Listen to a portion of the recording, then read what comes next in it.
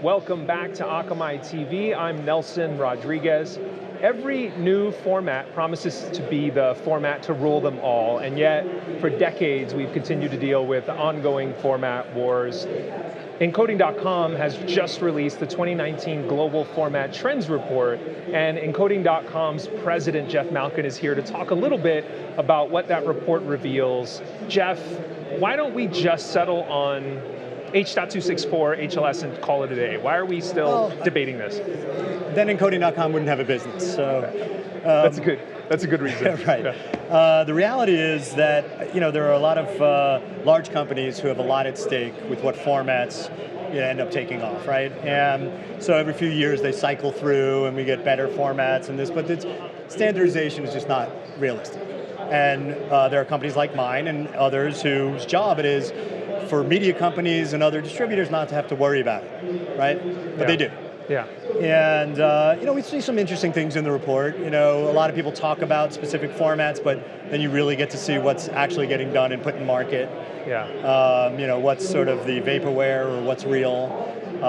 We saw some cool things this year. In 2018, the data that we have, over roughly 20 bytes of transcoding, and H.264 is still the dominant player right now. Sure. But you're starting to see HEVC and HDR and some other the HDR formats starting to gain some steam. And it's interesting, the data at least helps men and women who need to make that decision, which direction to go, and at least to see what others are doing out there. Tell me a little bit about what got you started releasing this report, because I think you're hinting at that a little bit now. I want to hear about it. Well, years ago, nine or 10 years ago, we had some data about companies transcoding into either H.264 or Flash.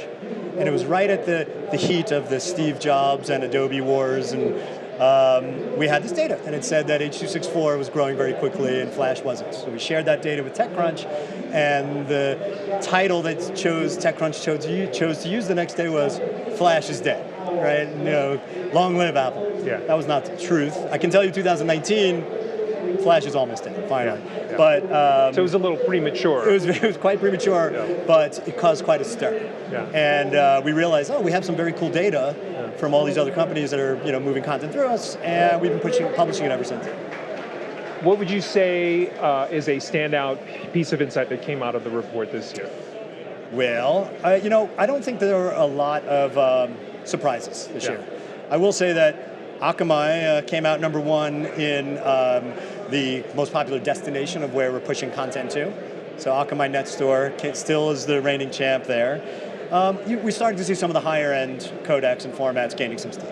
I'd say that was the news that I thought was interesting. So VP9, HEVC, etc. Yeah. AV1. AV1 a little less coming through us. Yes. Yeah. Intriguing. What do you think the potential is for a format like VP9 or AV1 to be the decider of this? Yeah, well, I think think it's it's a very complicated question, right? Because it starts with what the devices support, and then you sort of work backwards. We get analysts asking us all the time, what are the trends that we should be watching? And we're like a 3-year lagging indicator, because by the time we're transcoding a lot of that format, that device has already penetrated the market. The content owners want to make sure the content's available on that device. So I don't know today. It's too early to tell, frankly. But I think obviously open source helps. Yeah. Now on the topic of formats, I know you have an announcement about ProRes, something that Encoding.com is doing around ProRes. Talk to us about it. So we support a lot of different formats in and out. We can decode just about anything and then encode into lots of different formats. We've been working with Apple for the last few months and are able to announce that we can now encode for ProRes. So a lot of our customers are high-end broadcasters and media companies. ProRes is an integral part of their workflow. Great news for us to be able to offer that to them. So we're pretty excited. Yeah, now you just mentioned a lot of your customers are high-end companies. Media companies, media companies. And what I think is interesting is there's this ongoing debate. When I'm exposed to media companies, there's this ongoing debate between whether or not these companies should be bringing things in-house or using some monolithic provider that can offer everything end to end. Now, obviously, those aren't the only two. Yeah, I can think of one more option. Yeah, those aren't the only two options. There's the possibility of going best of breed and really selecting best of breed companies. What's your point of view on that debate? I've been evangelizing for about 10 years the best of breed approach. Yeah. And that pendulum swings all the way, right? Doing it all on-prem, moving it all to outsourced services. What's different, I think, in today's environment is cloud and software as a service has made it quite a bit more compelling now to be able to use best-of-breed component providers, use their APIs, stitch them together.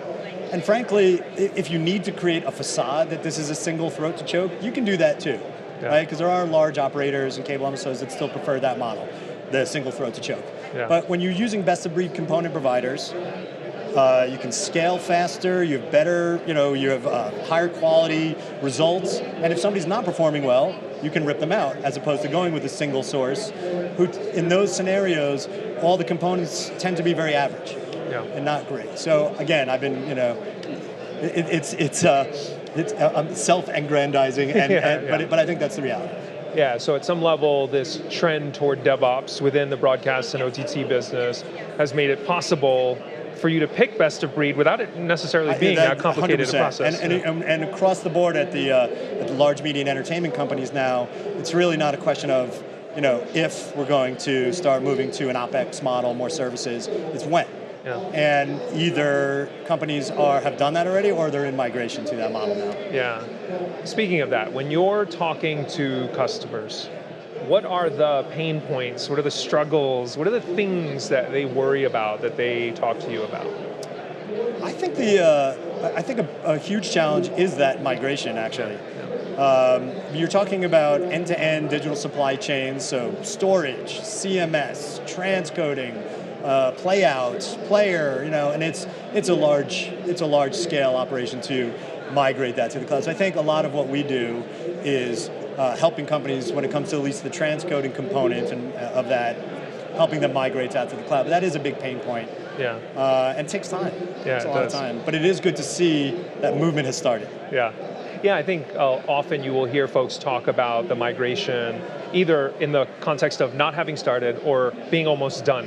But in fact, I get the impression most companies are smack in the middle. They're sitting on legacy processes and legacy technology, and they're adopting new technology. Yeah, and what we tend to see is taking on one component at a time. Okay, this is the year we're moving the CMS, from on-prem, into a cloud, and that's a year or two endeavor. Okay, now that storage is in the cloud with CMS, now we can look at maybe a transcoding provider in the cloud, or playout from the cloud, origin in the cloud. So I think it's just knocking them out one step at a time in that chain. Yeah. If you don't mind, I want to step back a little bit to the ProRes announcement. Sure. I would love to get a better sense of what that unlocks for your customers. It's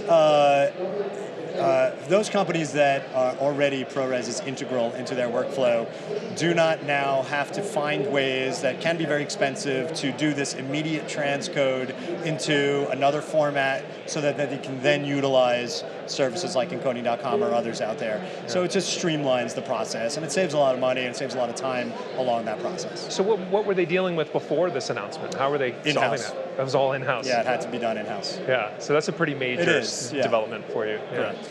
What do you think is most exciting over the next year in terms of the work that you're doing, or in terms of the work that you see broadcasters and OTT providers doing? I think, we like, and what our business is focused on is helping some of the large media companies migrate to the cloud. I think, broadcast workflows have been very slow to adopt cloud.